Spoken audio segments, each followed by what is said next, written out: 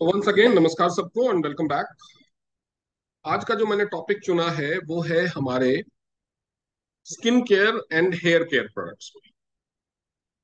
तो मैं जानना चाहूंगा कि आप लोगों को क्या पता है, कितना पता है कि टीएन्स के पास, हमारे पास, हमारा जो ब्रांड है टीएन्स, उसके पास स्किन केयर और हेयर केयर के लिए क्या क्या प्रोडक्ट्स। कौन कौन बता सकता है? Please raise your hands. Skin care और हेयर केयर के लिए क्या क्या प्रोडक्ट्स, जो बताना चाहते हैं अपना हाथ उठाएं।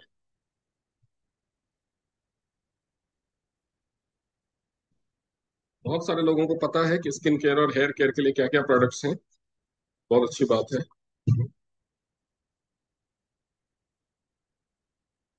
लेकिन फिर भी बहुत कम लोगों को पता है।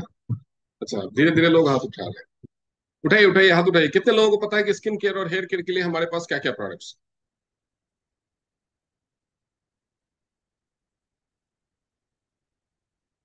ओके, तो इतने लोगों ने हाथ उठाया है।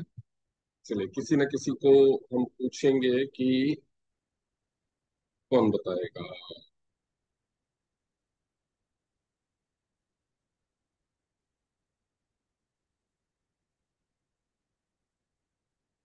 तो ये दिया, प्रवीणा, SMCCH, पता नहीं। आप पहली बार मुझे सेशन में दिखे हैं, हो सकता है पहले भी अटेंड करते रहे। आप बताइए मैम कि क्या क्या प्रोडक्ट्स हैं हमारे पास स्किन केयर और हेयर केयर के। यस। हाँ sir, good evening sir. Good evening ma'am, बताइए। हाँ। हमारे पास नाइट क्रीम है स्किन ओके। के लिए। और वो मसाज वाला जो मशीन है स्किन का। सिल्वेरिस की और बात कर हेयर। रहे हैं? हाँ हाँ सर। और हेयर के लिए हेयर ऑयल है, कोकोनट ऑयल है। ओके। और अभी 7 in 1 शैम्पू भी अभी आया है, जस्ट कुछ दिनों पहले लॉन्च हुआ है सर। हाँ। मतलब आपने हेयर के लिए दो शैम्पू, एक ऑयल, और स्किन के लिए क्या बताया आपने? Night cream night night cream cream आती है। और एक सिल्वेरिस डिवाइस का बताया, राइट? Yes sir. हाँ। हाँ सर। इसके अलावा भी कोई और डिवाइस आप ऐड करना चाहेंगे? कोई भी चीज, प्रोडक्ट आप ऐड करना चाहेंगे इसके अलावा? स्किन के लिए सर सप्लीमेंट में फिर ऐड करूंगे मल्टीविटामिन। स्किन के लिए आप सप्लीमेंट में मल्टीविटामिन ऐड, और कोई प्रोडक्ट? हाँ। ओके। स्पिरुलिना टेबलेट है, उसका पैक लगा के हम बना के हम फेस पे लगाते हैं, वो भी स्किन के लिए अच्छा है सर। हाँ जी। मैं बाकी लोगों से रिक्वेस्ट करूंगा कि नोट करते जाए। स्पाइलेना का पैक भी लगा सकते हैं, बहुत अच्छी बात है। और कुछ ऐड करना चाहेंगे आप?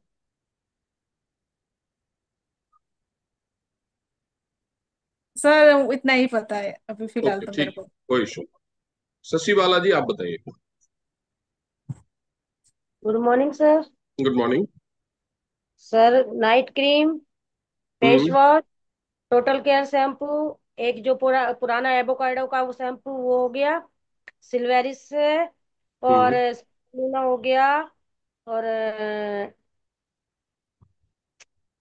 कोकोनट हेयर ऑयल भी जो इन्होंने बोला वो तो है ही है। और सर इसमें नाना हैंड वॉश भी यूज होता है हमारा इसमें हेयर ऑयल केयर उसके लिए। जी। और और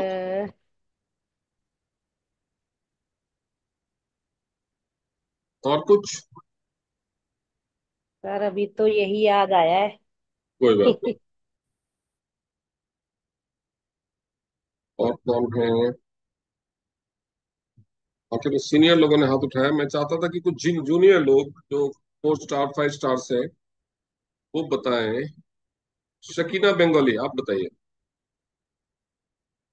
कि हमारे पास स्किन एंड हेयर केयर के लिए क्या क्या प्रोडक्ट्स।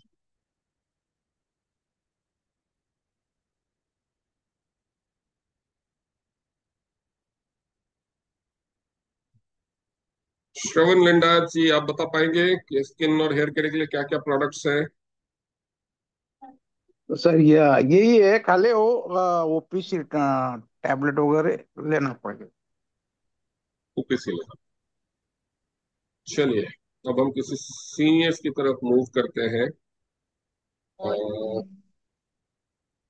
चलिए, एक जूनियर और है, कोमल बेलानी, आप बताइए स्किन और हेयर के लिए क्या क्या प्रोडक्ट्स। स्किन के लिए सर अभी जो नए प्रोडक्ट्स लॉन्च हुए हैं वो भी हैं। और क्या है वो प्रोडक्ट, नाम बताओ। सेलेस्टाइन सेलेस्टेन क्या? स्किन केयर रेंज है जिसमें टोनर, क्लींजर और फेस वॉश है। ओ सॉरी, फेस वॉश, टोनर और मॉइस्चराइजर। ओके। जी और सर। और हेयर में हेयर ग्रोथ के लिए हेड केयर भी यूज कर सकते हैं हम।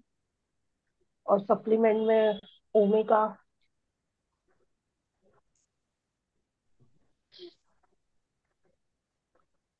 ओके, सभी लोग हाथ नीचे कर लीजिए। मुझे जो ऑब्जर्व करना था मैंने ऑब्जर्व कर लिया है। सभी लोग हाथ नीचे कर लीजिए। बेसिकली कुछ कुछ तो सभी जवाब दे रहे हैं और सभी लोग देंगे, ठीक है, अच्छी बात है। बेसिकली ये जो आज का सेशन है, इसको आप प्रोडक्ट ट्रेनिंग के तौर पे मत लो। मैं प्रोडक्ट की इन डेप्थ ट्रेनिंग में आज जाऊंगा ही नहीं। ये बेसिकली बिजनेस ट्रेनिंग। बिजनेस में दो तरह के लोग होते हैं, एक बिजनेसमैन होता है, एक सेल्समैन होता है।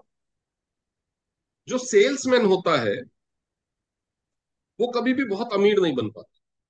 जो बिजनेसमैन होता है उसके पास पैसे की कोई कमी नहीं। बिजनेसमैन में और सेल्समैन में बेसिक फर्क क्या होता है? बिजनेसमैन सॉल्यूशन प्रोवाइडर होता है और सेल्समैन प्रोडक्ट बेचता है। सेल्समैन प्रोडक्ट बेचता है, बिजनेसमैन सॉल्यूशन प्रोवाइडर। ये चीज को आप हमने अपने ध्यान में हमेशा रखिए। आपका काम प्रोडक्ट बेचना नहीं है।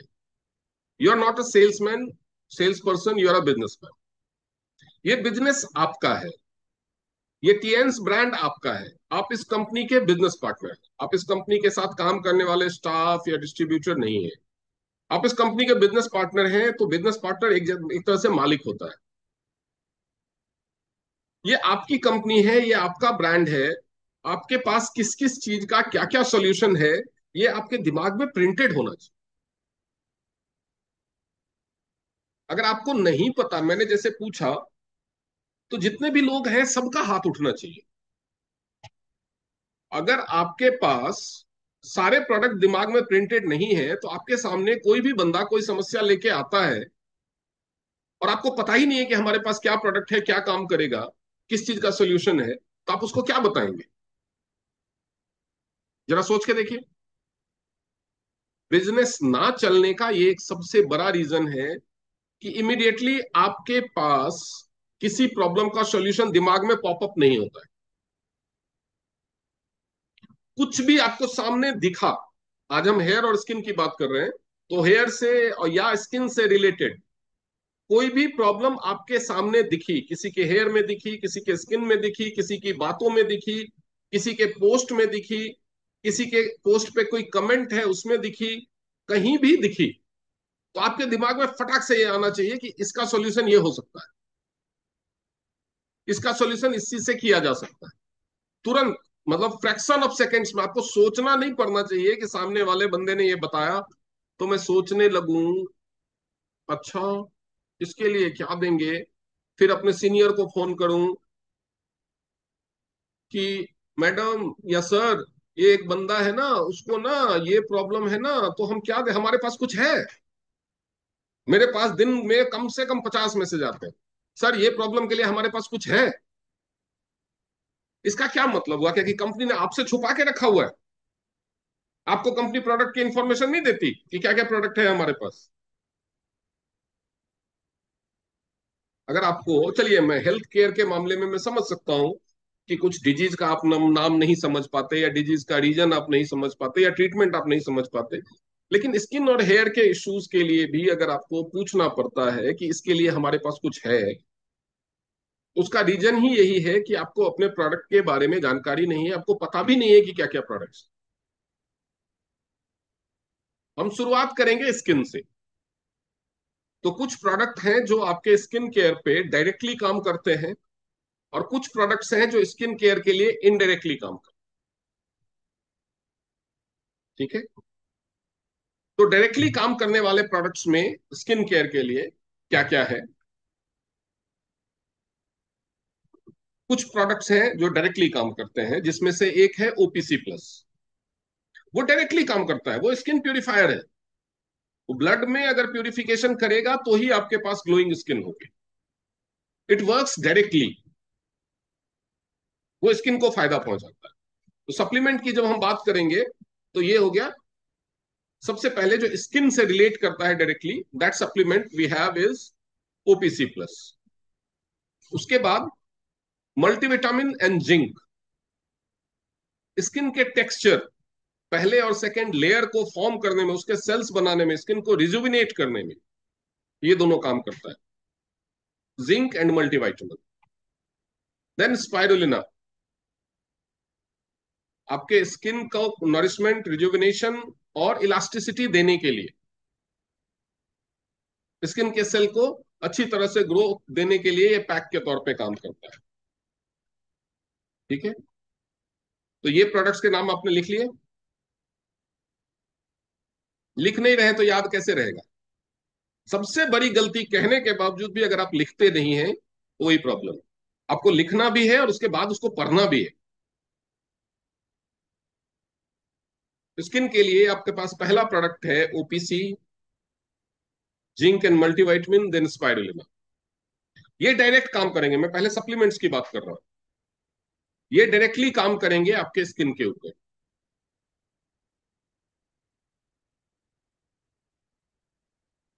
डिफरेंट डिफरेंट प्रॉब्लम्स में उसकी मैं बात कर लूंगा कि मैं जैसे जैसे बताते जा रहा हूं कि क्या क्या प्रॉब्लम्स में आप दे सकते हैं।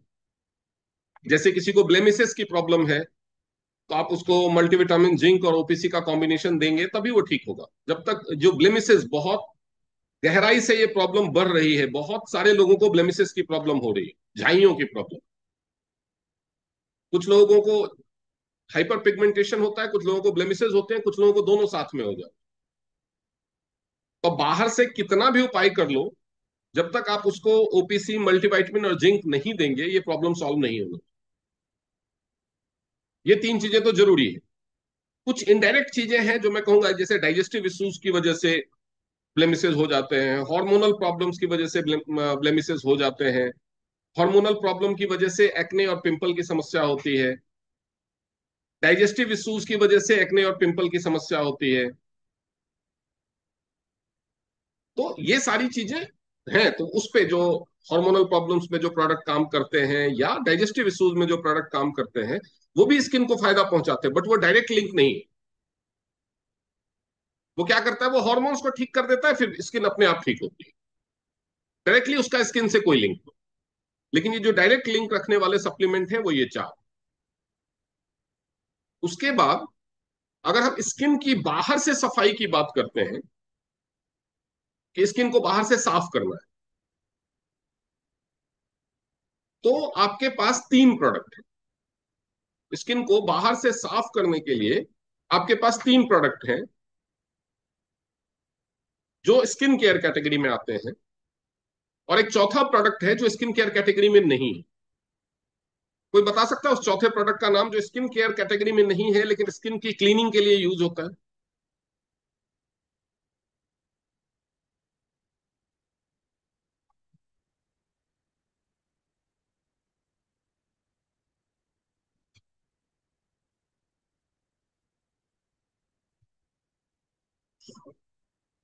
जी, सुल्तान सर बताइए।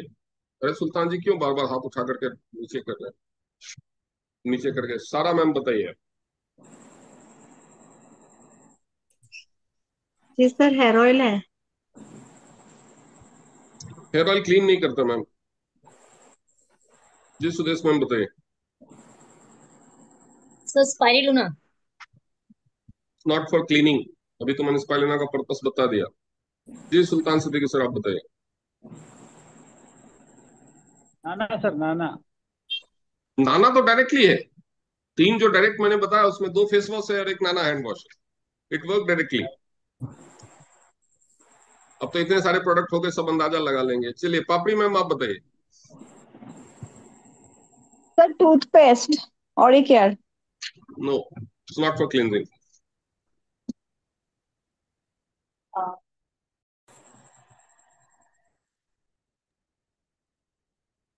जो स्किन की क्लींजिंग के लिए तीन प्रोडक्ट हैं, पहले समझ लीजिए, हाथ नीचे कर लीजिए आप। वो है नाना हैंड वॉश। ऑयली स्किन के लिए उससे बेहतर फेस वॉश नहीं है। बहुत ज्यादा ऑयली स्किन अगर किसी की है तो नाना हैंड वॉश से बेहतर फेस वॉश किस नहीं है। अगर आपका फेस बहुत ज्यादा ऑयली नहीं है लेकिन थोड़ा बहुत ऑयली है, तो जो आपका क्लिंजर है उसमें आप नाना हैंड वॉश थोड़ा सा मिला करके उसको इस्तेमाल कर सकते हैं। Face wash since foaming face wash है, इसलिए उसमें नहीं मिला सकते नाना हैंड वॉश, फिर वो फोम बनना बंद हो जाएगा, उसका अलग रोल है। और बाकी उसके अलावा आपके पास फोमिंग फेस वॉश है जो ऑल टाइप ऑफ स्किन के लिए है, और इसके अलावा सेलेस्टियन क्लिंजर है जो माइल्ड क्लिंजिंग के लिए है, वो चेहरे पे ग्लो लाने के लिए। अब बाहर से धूल मिट्टी में बाइक चला के या सड़क में घूम करके पूरे चेहरे को प्रिंट कर, पूरे चेहरे पे पूरे शहर का पोल्यूशन प्रिंट करके आए हो, उसके बाद आप सोचोगे कि मैं सीटीएम सीरीज में जो अपना नया क्लिंजर यूज लॉन्च हुआ है वो यूज कर लूं, मेरा पूरा चेहरा साफ हो जाए, सारी धूल मिट्टी गंदगी पोल्यूशन सब निकल जाए, वो नहीं करेगा। हर चीज का एक पर्पस है। अगर दोनों के पर्पस अलग नहीं होते तो दोनों प्रोडक्ट कंपनी रखती क्यों? आपके घर में अगर एक काम है और वो एक ही बंदा कर सकता है तो आप उस काम के लिए दो बंदे रखते हो क्या? नहीं रखते ना। आप अपने बच्चों को ट्यूशन पढ़ाते हो तो उसको फिजिक्स पढ़ाने के लिए दो बंदे रखते हो क्या? तो वैसे ही कंपनी के पास जब एक, अगर किस कंपनी ने सेम, जैसे वैसे ही शैम्पू के साथ भी है, दो शैम्पू है, दोनों का पर्पस अलग है। तो ये भी आपको समझना होगा कि कौन सा कहाँ यूज करना है। तो वो जब हम हेयर केयर की बात करेंगे तब, तो आपके पास दो तरह के फेस वॉश है। एक तो vitamin C foaming face wash है आपके पास, ठीक है। उसके बाद दूसरा आपके पास स्किन केयर की कैटेगरी में क्लिंजर है, सेलेस्टियन क्लिंजर, जो माइल्ड क्लिंजिंग के लिए है ताकि आप चेहरे पे ग्लो ला सकें। लेकिन हेवी क्लीनिंग अगर करनी है तो आपको face foaming face wash use करना है। इसके बाद स्किन केयर कैटेगरी में ही आपके पास एक ऑरेंज चारकोल सोप है। जब आपको डीप क्लिंजिंग की जरूरत होती है, जब वो बहुत अंदर तक पोल्यूशन घुस चुका है, जब कहीं कहीं पे काले काले काले काले डॉट्स जैसे स्किन पे दिखने लगते हैं कि जैसे अंदर जमा हुआ है मैल, तो उसको चारकोल के अलावा और कुछ नहीं निकाल सकते। तो जब आप स्किन के अंदर के लेयर तक प्योरिफिकेशन चाहते हैं, जब आपका स्किन अपना कलर चेंज करने लगा है पोल्यूशन के जमा होने की वजह से, या वो गंदगी चाहे अंदर से आ रही हो या बाहर की हो, तो in that case you need charcoal soap, orange वाला। उसमें भी विटामिन सी है, ऑरेंज के एक्साफोल्टिंग इफेक्ट्स हैं, ऑरेंज में और भी बहुत सारी चीजें होती हैं, एंटीऑक्सीडेंट्स होते हैं। और उसके अलावा चारकोल है जो डीप क्लींजिंग के लिए हमेशा से माना जाता रहा। और चारकोल भी बैम्बू, वर्जिन वर्जिन बैम्बू का है, तो प्योरेस्ट फॉर्म ऑफ चारकोल। लेकिन जब मैंने आपसे स्किन केयर के बारे में पूछा तो किसी भी इंसान ने, किसी ने भी चारकोल सोप का नाम नहीं लिया। तीनों में से किसी चारकोल सोप का नाम नहीं लिया। क्या वो स्किन केयर कैटेगरी में नहीं है? ईमानदार जिन लोगों ने जवाब नहीं दिया वो भी ईमानदारी से सोचिए, आपके दिमाग में आया था, पॉपअप हुआ था? उसके बाद फेमेफ्रेस, क्या वो स्किन केयर कैटेगरी में नहीं है? इंटीमेट स्किन भी आप ही की बॉडी की स्किन है, पड़ोसी का नहीं साफ करते आप।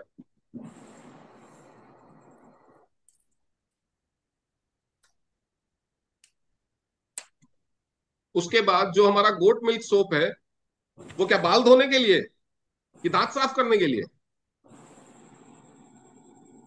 वो स्किन केयर कैटेगरी में नहीं है।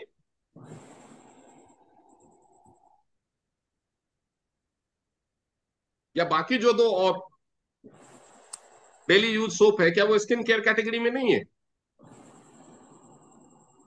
तो अगर आप इस तरह से अपने प्रोडक्ट्स, लोगों ने से यार स्किन केयर होम केयर के तो हमारे पास चार पांच ही प्रोडक्ट हैं, ऐसा ही मान के चलते हैं लोग।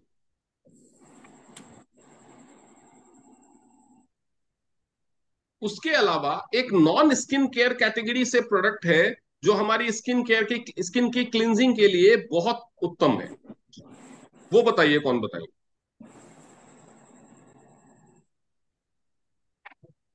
अभी चारकोल का मैंने पूछा तो बहुत सारे लोगों ने मुंडी हिलाई कि मेरे दिमाग में पॉपअप हुआ, तो तब ये बताओ कि ये पॉपअप हुआ कि नहीं। मैं पहले बता रहा हूं वो नॉन स्किन केयर कैटेगरी से, लेकिन स्किन की क्लिनजिंग के लिए वो बहुत ही अच्छा है। जी केसरी जी बताओ। Good morning sir. पैट का जेल। हाँ, तभी तो आपका नाम केसरी है, ऐसे ही थोड़ी ना आपका नाम केसरी है। Thank you sir. Sanitary pad का gel, uneven skin tone, sunburn, tanning, मतलब आप जब फेशियल कराने जाते हैं वो स्किन केयर है या कौन सा केयर है? फेशियल से पहले स्क्रब कराते हैं ना, क्यों कराते हैं? जो डैमेज लेयर स्किन है, जो सनबर्न की वजह से, पोल्यूशन की वजह से होता है ना, कि यहाँ पे जहां जहां तक बाल रहते हैं, यहाँ बाल ऐसे उठाओगे तो स्किन व्हाइट दिखेगी, बाकी पूरा काला दिखेगा, ऐसा होता है कि नहीं होता है? तो जब आप फेशियल से पहले स्क्रब या डी टैन स्क्रब कराते हैं तो वो किस चीज का केयर होता है?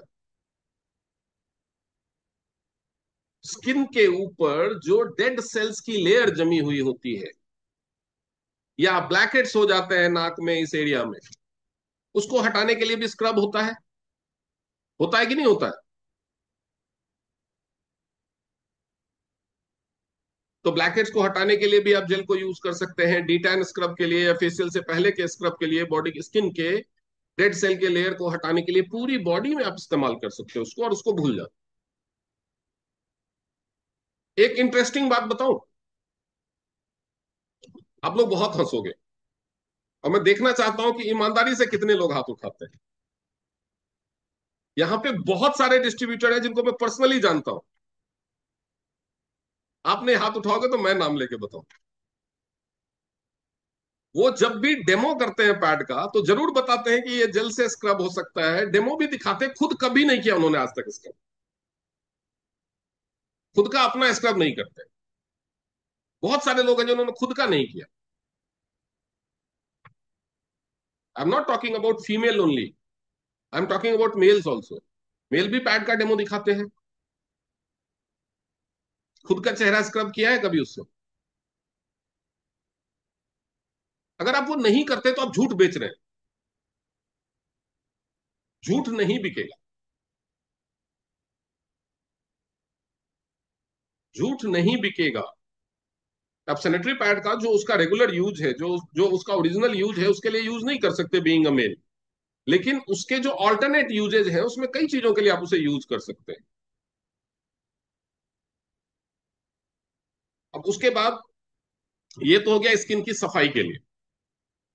स्किन की सफाई के लिए तो क्या क्या हो गया, हमारे पास 6 तरह के साबुन है, 6 टाइप के साबुन। तो हम जब साबुन की बात करेंगे तो डेली यूज के लिए साबुन है, जिसमें से ऑरेंज वाला जो है, ऑरेंज एंड चारकोल या नॉर्मल ऑरेंज वाला जो है, वो बेसिकली स्किन के डिस्कलरेशन, स्किन के ऊपर डेड सेल की लेयर, ये सब हटाने के लिए, ग्लो लाने के लिए चाहिए।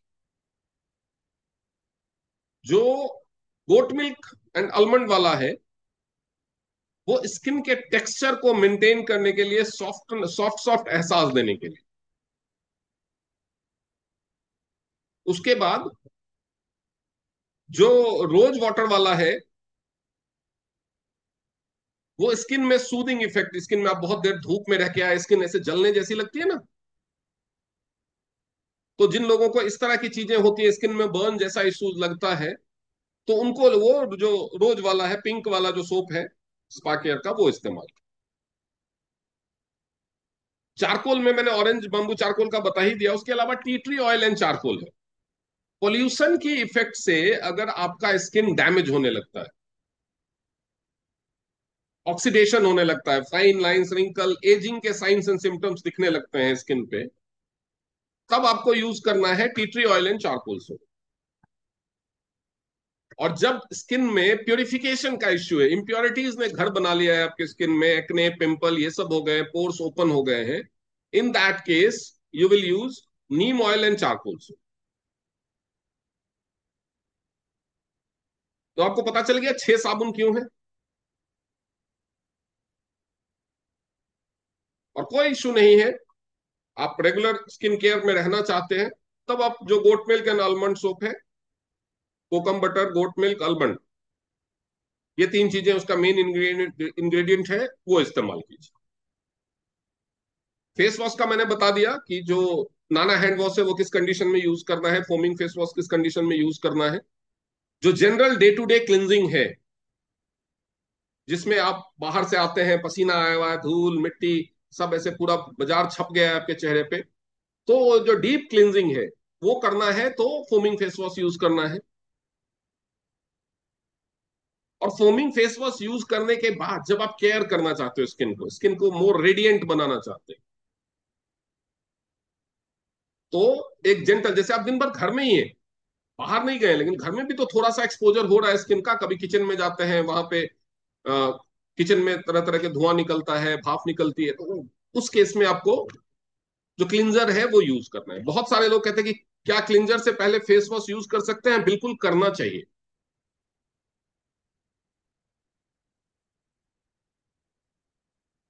तो ये हो गया। उसके बाद मैंने आपको जो हमारा स्क्रब जेल है उसका इस्तेमाल बता दिया। उसके बाद फेमेफ्रेश है, वो इंटीमेट एरिया की स्किन के लिए है। आप इंटीमेट एरिया की स्किन को उससे वॉश कर सकते हैं, या जिन लोगों को बहुत ज्यादा स्वेटिंग की प्रॉब्लम होती है उन लोगों को अंडर आर्म्स और अंडर वेस्ट ये एरिया भी फेमेफ्रेश से वॉश करना चाहिए। तो ये तो हो गया फेमेफ्रेश। और ऐसा नहीं है कि वो उस पर फीमेल की फोटो बनी हुई है और इंटीमेट वॉश ज्यादातर फीमेल यूज करती है तो केवल फीमेल ही यूज कर सकते हैं, उसको मेल भी यूज कर सकते हैं। उसके बाद टूथपेस्ट है, वो कुछ टारगेटेड पर्पसेस में हो सकता है, लेकिन सिंस टूथपेस्ट में एसएलएस है जो दांतों के लिए, तो वो क्वांटिटी सेफ है।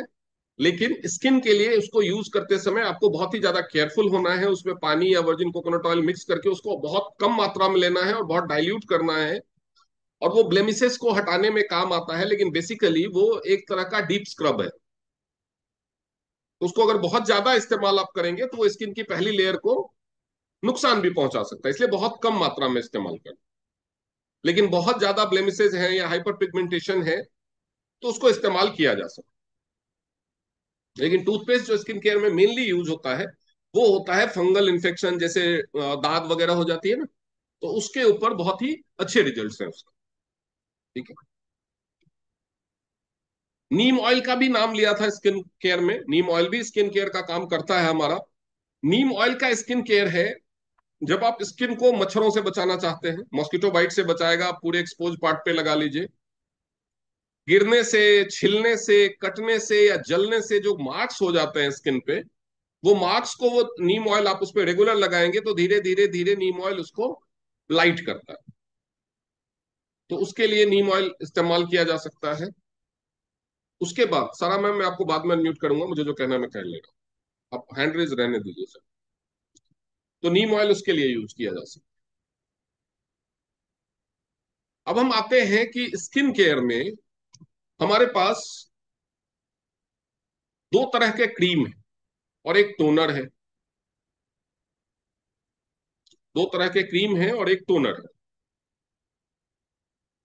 तो टोनर का जो सीटीएम का मैंने ट्रेनिंग किया था उसमें मैंने आप लोगों को बताया था कि टोनर का क्या इस्तेमाल है। टोनर को जब आपने क्लिंजर से फेस को क्लीन कर लिया है, 15 मिनट उसको क्लिंजर लगाया, उसको मसाज किया, 10-15 मिनट छोड़ दिया, उसके बाद उसको वॉश कर लिया, नॉर्मल पानी से धो लिया। कुछ लोगों को कंफ्यूज होते हैं कि क्लिंजर को फेस वॉश से धोएं क्या? नहीं, क्लिंजर खुद ही क्लिंजर है, उसको क्यों फेस वॉश से धोगे? आप साबुन को साबुन से थोड़ी धोते हैं। फेस वॉश अगर आपको इस्तेमाल करना है तो क्लिंजर इस्तेमाल करने से पहले, ताकि धूल मिट्टी पोल्यूशन आप निकाल दें। ठीक है। उसके बाद जैसे आपने fruit and vegetable purifier use करने में हम सिखाते हैं ना कि पहले जो उस पर नॉर्मल मिट्टी, आलू लेके आए, गोभी लेके आए, उस पर मिट्टी विट्टी लगी है, तो पहले एक बार नॉर्मल पानी से धो लो, उसके बाद फ्रूट एंड वेजिटेबल प्यूरिफायर में प्यूरिफाई करो। ठीक है। तो उसके बाद आपको टोनर लगाना है। टोनर स्प्रे फॉर्म में आता है, वो वाटर स्प्रे जैसा आपको लगेगा, वो स्प्रे करना है। और स्प्रे करने के बाद उसको जैसे after save tap tap tap tap करते हैं ना, वैसे ही आपको करना है। और वो 1-2 मिनट में एब्जॉर्ब हो जाएगा, ऐसा लगेगा कि गायब हो गया, एब्जॉर्ब हो गया पूरा। एब्जॉर्ब हो जाना, उसको वॉश नहीं करना है, उसको पोंछना नहीं है, वो अपने आप ही स्किन में एब्जॉर्ब होगा। एब्जॉर्ब होने में टाइम अगर लग रहा है तो इसका मतलब आप बहुत ज्यादा स्प्रे कर रहे हैं एक ही जगह। और उसके बाद आपको मॉइस्चराइजर लगा लें।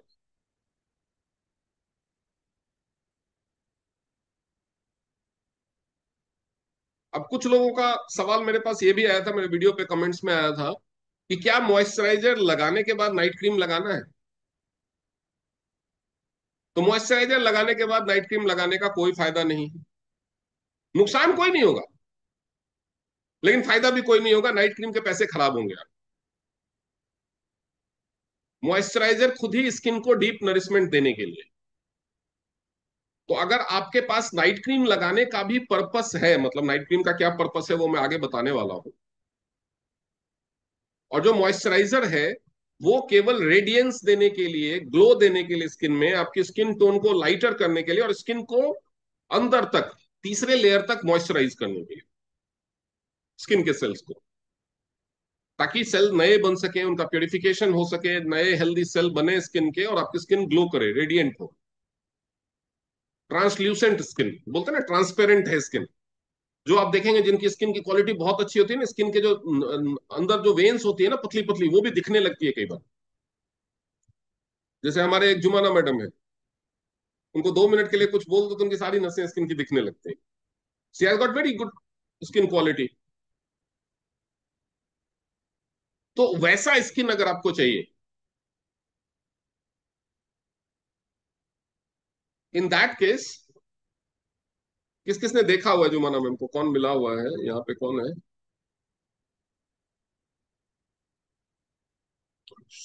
सविता मैडम है क्या? श्रुति मैडम है क्या? अगर श्रुति मैडम है तो हाथ उठाइए।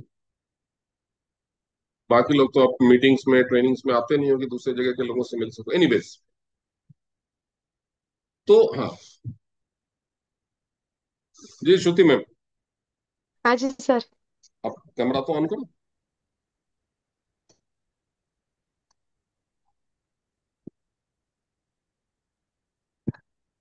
अब बताओ जुमाना मैम की स्किन कैसी है? बढ़िया है। बढ़िया है।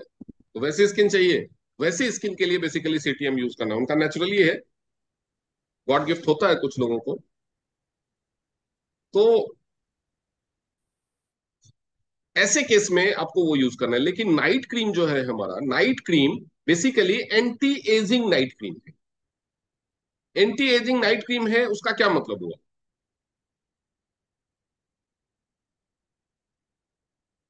एक तो हुआ एजिंग के साइंस एंड सिम्टम्स को खत्म करना, और एक होता है कि बच्चे जैसी स्किन चाहिए।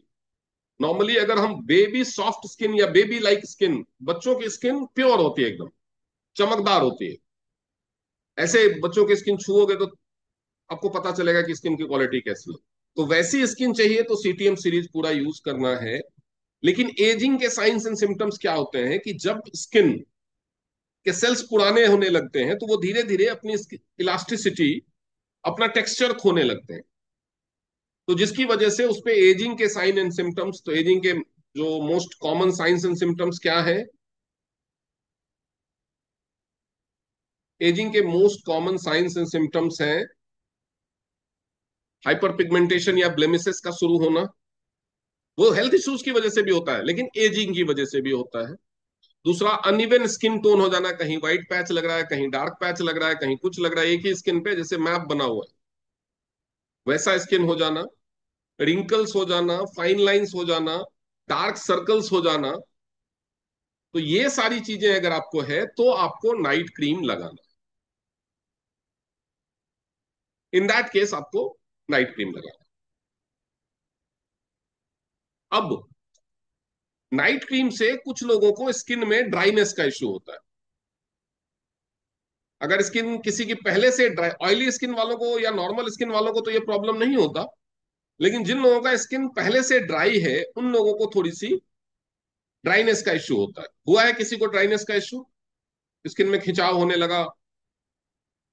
तो जिन लोगों को ड्राइनेस का इश्यू होता है उन लोगों के लिए सबसे अच्छा कि उस नाइट क्रीम के साथ एक बूंद या तो वर्जिन कोकोनट ऑयल मिला लीजिए, या फिर जो मॉइस्चराइजर है सीटीएम सीरीज में वो मिला लीजिए। 70-30 के रेशियो में 70% नाइट क्रीम, 30% मॉइस्चराइजर, या एक बूंद वर्जिन कोकोनट ऑयल, वो मिला करके अप्लाई कीजिए। ऐसा नहीं कि वर्जिन कोकोनट ऑयल पहले पोत लिया उसके बाद नाइट क्रीम लगा रहे। वर्जिन कोकोनट ऑयल स्किन में एब्जॉर्ब हो गया तो नाइट क्रीम नहीं एब्जॉर्ब होगा। या सिंस कुछ लोग मतलब हो सकता है ना कि एक्स्ट्रा दिमाग लगाएंगे। बेसिकली मैंने जो टॉपिक रखा था उसमें लिखा हुआ था कि how to use for maximum benefits, तो मैं इस्तेमाल का तरीका भी बताऊंगा ताकि आप लोग ज्यादा से ज्यादा फायदा उठा सकें। अब कुछ लोग ऐसा सोचेंगे कि मेरी स्किन को पहले मॉइस्चराइज कर लेते हैं उसके बाद नाइट क्रीम लगा लेंगे। तो अगर आपने पहले मॉइस्चराइजर लगा लिया तो फिर नाइट क्रीम एब्जॉर्ब भी नहीं होगा स्किन में। तो इसीलिए पहले आपको हाथ पे थोड़ा सा मॉइस्चराइजर लेना है और नाइट क्रीम लेना है। 30-70 के रेशियो में 30% मॉइस्चराइजिंग क्रीम और 70% नाइट क्रीम, उसको बढ़िया से मिक्स कर लेना है और उसके बाद लगाना है। वैसे ही अगर आपको नाइट क्रीम के साथ वर्जिन कोकोनट ऑयल यूज करना है तो नाइट क्रीम हाथ पे निकालिए, उस पे एक बूंद 2 बूंद वर्जिन कोकोनट ऑयल डालिए और उसको अच्छे से मिक्स कर लीजिए और उसके बाद लगाइए ताकि दोनों एक साथ एब्जॉर्ब हो। बहुत ज्यादा ऑयली स्किन है तो नाना हैंड वॉश से वॉश करने के बाद लगाए। लेकिन मैं जैसे बोल रहा हूं बहुत ज्यादा तो मतलब बहुत ज्यादा excessive oily skin. Normal oily skin के लिए हमारा जो फोमिंग फेस वॉश है that is more than sufficient, that is more than sufficient. अब आते हैं सिल्वेरिस के ऊपर। तो सिल्वेरिस का काम एंटी एजिंग इफेक्ट का तो है ही, और सबसे ज्यादा सेल भी वो उसी के लिए होता है। एंटी एजिंग करने के लिए सिल्वेरिस से बेहतर कुछ आज के टाइम में जमाने में उसमें आरएफ यूवी ट्रीटमेंट है और ईएमएस मोड है। तो आपको करना क्या है, उस मशीन को इस्तेमाल किया जाएगा। डबल चिन हो गया, इसको ठीक करना है। कॉन्टोर्स जो ये जैसे नाक के साइड में ऐसे गड्ढे जैसे बन जाते हैं, स्किन लटक जाती है, चेहरे पे स्किन लटक जाती है, झुर्रियां बन जाती है, फाइन लाइंस हो जाते हैं, रिंकल्स हो जाते हैं, स्किन ऐसे लटक जाती है, इसको वी शेप करना है। जैसे होता है ना ये गाल यहाँ पे ऐसे लगता है जैसे रसगुल्ला रखा हुआ दोनों तरफ। तो ऐसी सारी चीजों के लिए स्किन का शॉफ्ट टीयर ड्रॉप जैसा हो जाता है, तो ऐसी सारी चीजों को सही करने के लिए सिल्वैरिस को इस्तेमाल करना। इसके अलावा जो ब्लेमिसेस है, ब्लेमिसेस के ऊपर उसका बहुत ही अच्छा रिजल्ट है। तो उसमें 3 मोड है, आरएफ, सीवी और ईएमएस। तो जो रेडियो फ्रीक्वेंसी मोड है वो अपलिफ्टमेंट के लिए है। सीवी मोड जो है वो स्किन में नॉरिशमेंट की डिलीवरी के लिए।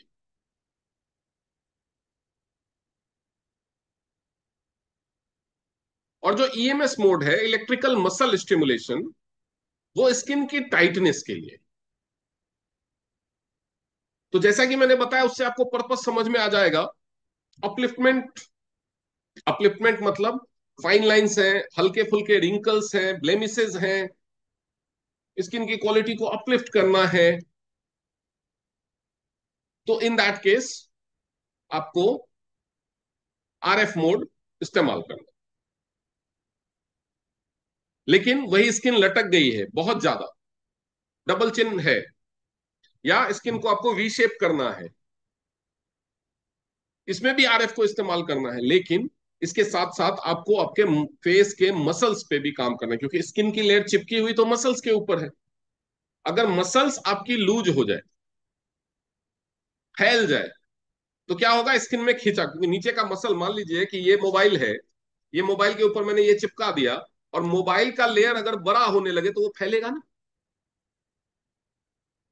अगर मान लो कि एक रबर के सीट के ऊपर आपको स्टिकर चिपका दो और रबर की सीट को खींचो, तो स्टिकर ऐसे फटने को हो जाएगा कि नहीं हो जाएगा? तो अगर आपकी स्किन, जो मसल्स हैं वो फैल रही है, तो आपका स्किन भी फैलेगा, लटकेगा, खिंचाव आएगा। और अगर मसल्स नीचे सिकुड़ रही है तो बहुत ज्यादा झुर्रियां आ जाएंगी। तो मसल्स में ज्यादातर प्रॉब्लम होती है एज बढ़ने के साथ साथ मसल्स के फैलने की, लटकने की। तो उससे आउटर स्किन डैमेज भी होने लगती है और आपका चेहरा लटक जाता है। स्किन भी फैल के स्किन की इलास्टिसिटी खत्म हो जाती है, स्किन को वो फैला करके फाड़ देता है, स्किन के लेयर्स को। स्किन अपनी इलास्टिसिटी वापस, जैसे स्किन को ऐसे खींचो तो कितनी जल्दी वो वापस अपनी शेप में आ जाता है। छोटे बच्चों का देखो कैसे तो तुरंत आ जाता है, लेकिन जितनी ज्यादा उम्र बढ़ी हुई है जिसका, उसको खींच के छोड़ दोगे तो धीरे धीरे अपनी जगह पे जाएगा, वो जाएगा ही नहीं, खिंचा हुआ लटका हुआ रह जाएगा। तो उन चीजों को ठीक करना है तो उसके लिए आपको ईएमएस मोड यूज करना है, इलेक्ट्रिकल मसल स्टिमुलेशन। अब आप देखेंगे कि ईएमएस मोड अपने हेड केयर एपरेटस में भी है, लेकिन हेड केयर एपरेटस में जो ईएमएस मोड डाला गया है वो मस्कुलर पेन मैनेजमेंट के लिए, वो मस्कुलर पेन मैनेजमेंट के लिए है। और वो बहुत ही तेज है। इवन जो ईएमएस मोड में हमारे सेल्वारिस जो ब्यूटी डिवाइस है उसमें 5 वो है, लेवल्स हैं, वो 5वें लेवल से भी 3 गुना ज्यादा है। उसमें जो करंट का क्वांटिटी, करंट का जो इंटेंसिटी है ईएमएस मोड में, हेड केयर ऑपरेटर्स में, वो आप देखेंगे बहुत तेज। आप चेहरे पे लगाएंगे तो आप टॉलरेट नहीं कर पाएंगे। तो कुछ लोग सोचते हैं कि ईएमएस तो इसमें भी है, तो मैं सिल्वेरिस के पीछे 20-25 हजार रुपए क्यों एक्स्ट्रा खर्च करूं, हम इसी से काम चला लेंगे। तो मैं आपको क्लियरली बता दूं, वो ब्यूटी के लिए आपको चेहरे पे नहीं यूज करना चाहिए। अगर आप टॉलरेट नहीं, अगर आप टॉलरेट कर पा रहे हैं तो कर सकते हैं, लेकिन ज्यादातर वो लोग वो टॉलरेट चेहरे पे नहीं कर पाएंगे। हाँ, लेकिन आपके थाइज में स्किन लटकी हुई है, आपके अंडर आर्म्स में जैसे स्किन, जहां पे मसल्स ज्यादा मोटे हैं वहां पे आप उसको इस्तेमाल कर सकते हैं। लोअर टमी में अगर मसल, हिप्स के मसल्स, थाइज के मसल्स, वहां पे आप उसको इस्तेमाल कर सकते हैं ईएमएस मोड में। चेहरे पे, क्योंकि चेहरे पे स्किन पतली होती है बहुत, तो वहां पे आपको ज्यादा करंट का सेंसेशन आएगा।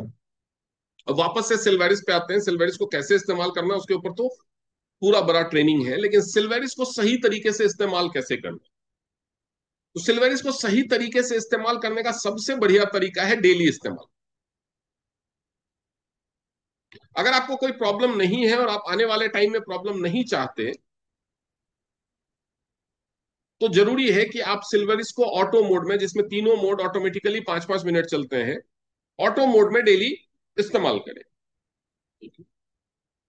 लेकिन अगर आप किसी टारगेटेड प्रॉब्लम के लिए उसको इस्तेमाल करें, जैसे सीवी मोड है, अब मान लो आप सीटीएम सीरीज यूज कर रहे हो या नाइट क्रीम यूज कर रहे हो, नाइट क्रीम इस्तेमाल करने से पहले अगर आप 5 मिनट सीवी मोड में सिल्वेरिस कर लें, तो वो नाइट क्रीम का एब्जॉर्प्शन, नाइट क्रीम का जो असर है आपके ऊपर 3 गुना तक बढ़ जाएगा।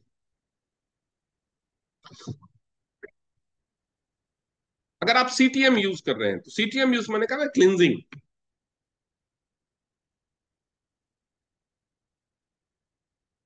तो जो क्लिनजिंग के लिए अपने पास जो क्लिंजर है, आप कहीं पार्टी में गए,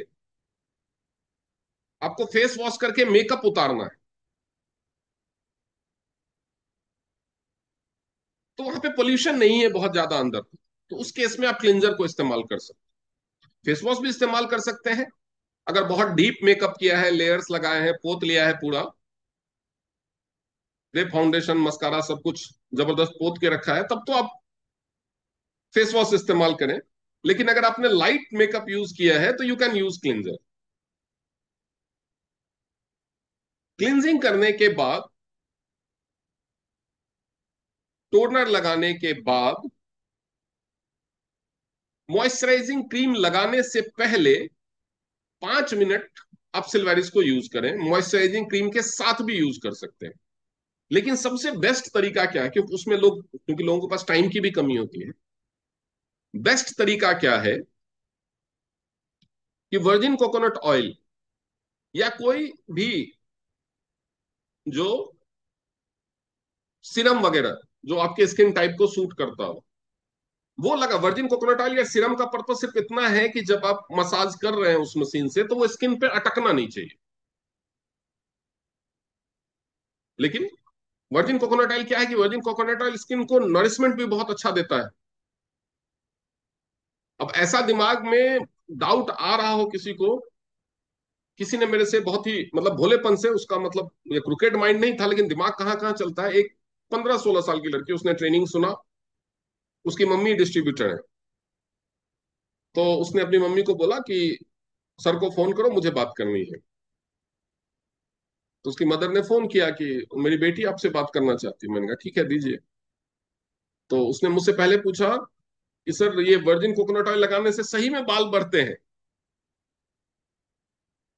तो मैंने कहा हाँ बढ़ते हैं बेटा।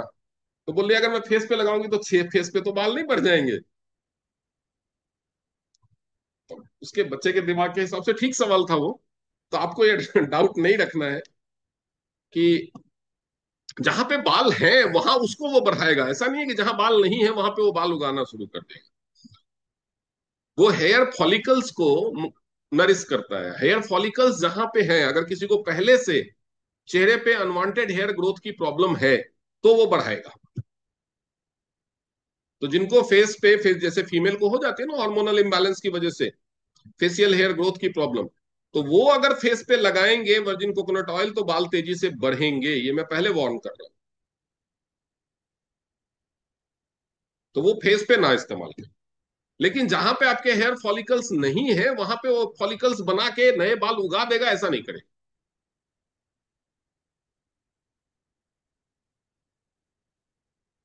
तो आप वर्जिन कोकोनट ऑयल लगा करके 5 मिनट उसको इस्तेमाल कर लें। लेकिन अब वर्जिन कोकोनट ऑयल या जो भी सिरम आपने इस्तेमाल किया वो स्किन में एब्जॉर्ब हो चुका है।